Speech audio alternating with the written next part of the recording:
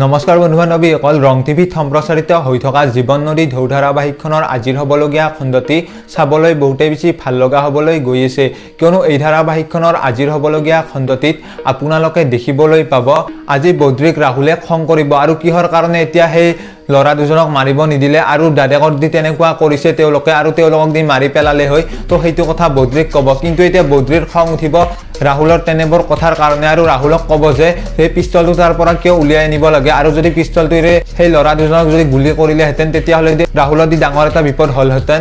তো সেইটো কথা এতিয়া ক'ব আৰু সেইটো কথা কোৱাৰ পিছতে এতিয়া ৰাহুলে শান্ত হ'ব। তো তেনেকুৱা আপোনালোকে আজিৰ খণ্ডটিতেই দেখিবলৈ পাব আৰু আনফালে আপোনালোকে আজিৰ খণ্ডটিতেই দেখিবলৈ পাব অনুসূয়া আৰু ৰাহুলে যেতিয়া ৰাস্তাৰে মোবাইল চাই যাই থাকিব আৰু সেই সময়তে মোবাইল চাই যাই থাকোঁতে অনুসূয়া আৰু ৰাহুলে খুন্দা খাব আৰু খুন্দা খোৱাৰ লগে লগে অনুসূয়াৰ মোবাইলটো মাটিত পৰিব আৰু মাটিত পৰাৰ লগে লগে ৰাহুলে যেতিয়া অনুসূয়াৰ মুখৰ ফালে চাব আৰু তেতিয়া অনুসূয়া বুলি গম পোৱাৰ লগে লগে ৰাহুলে তাৰ পৰা ইগনোৰ কৰি গুচি যাব অনুসূয়াক।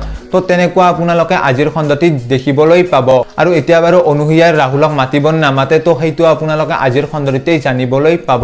তো আপোনালোকৰ কোনে কোনে এই ধাৰাবাহিকখন চাই ভাল পায় তেওঁলোকে এটা ভিডিঅ'টোত লাইক কৰি যাব আৰু লগতে এই চেনেলটো ছাবস্ক্ৰাইব কৰি দিব। ধন্যবাদ।